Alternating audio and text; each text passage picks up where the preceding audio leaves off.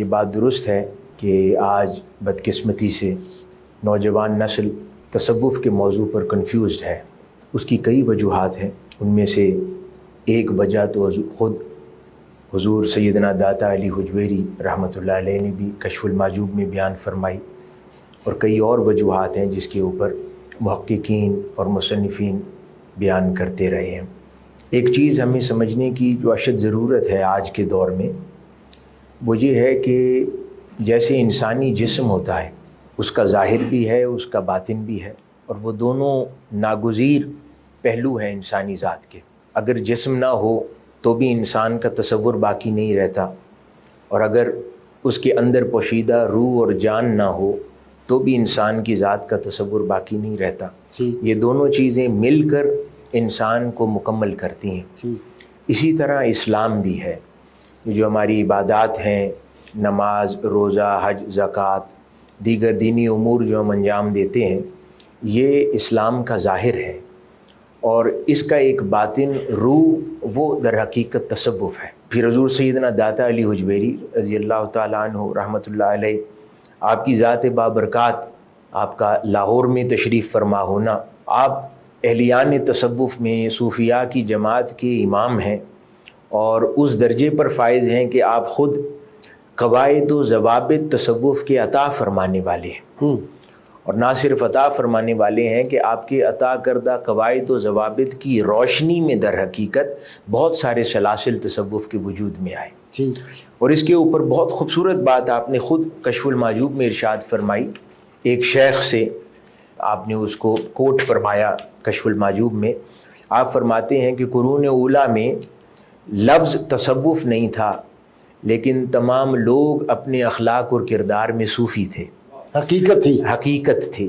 آج اس دور میں تصوف لفظ تو ہے، لیکن لوگوں کے اخلاق اور کردار میں سے تصوف رخصت ہو گیا ہے۔ قرآن مجید آپ پورا مطالعہ کر لیں، جہاں جہاں تقویٰ کی سبجیکٹ تقویٰ ڈسکس ہوا ہے، وَيُعَلِّمُهُمُ الْحِكْمَةَ، تو جو کچھ آپ ڈسکس کرتے چلے جائیں گے وہ تمام تصوف کے انگریڈینٹس ہیں، ان کو انسان اڈاپٹ کر لے، اپنی زندگی میں داخل کر لے تو وہ صوفی ہو جاتا ہے۔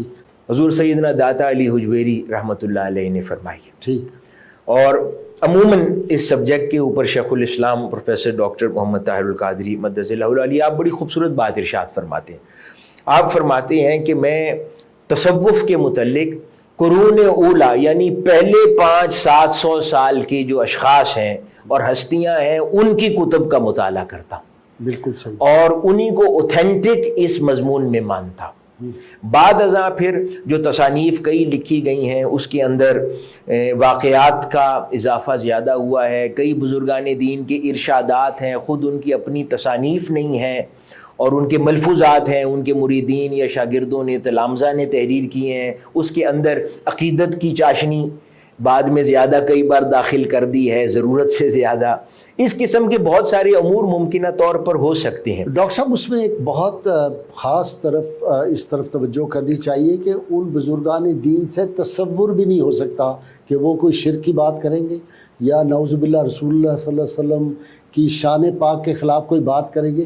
بعد میں جہاں حدیثیں گھڑی جا سکتی ہیں وہاں یہ ان کے مخطوطے ہوتے تھے قلم سے لکھی ہوئی، اس میں شامل کر دی گئی چیز، بہت ساری چیزیں، بہت دفعہ ایسا ہوا ہے۔ بالکل درست بات ہے نا، حضرت جو شیخ اکبر محی الدین ابن عربی کے بارے میں کیسی کیسی عجیب باتیں کر دی گئی جی، انہوں نے تو بندے کو خدا بنا دیا۔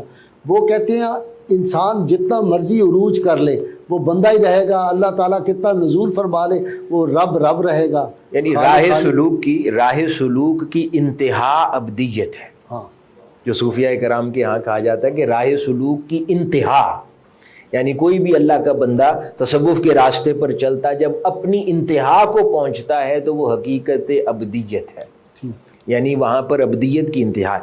یہاں پر میں ایک چیز صرف عرض کروں جس سے ایک اور یہ واضح ہو جاتا ہے یہ سوال۔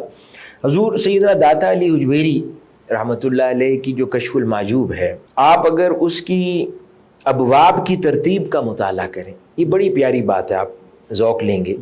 اس کی جو ٹیبل آف کنٹینٹ ہے، کیونکہ یہ صرف اللہ کے بندے صوفی یا بزرگان دین کی جماعت میں سے ایک اللہ والے نہیں ہیں، یہ قواعد و ضوابط کو ترتیب دینے والے سلاطین میں سے ہیں۔ سبحان۔ اس لیے جب یہ کوئی سلطان کوئی تصوف پر تحریر کرتا ہے تو اس کا ٹیبل آف کانٹینٹ بھی معنی رکھتا ہے۔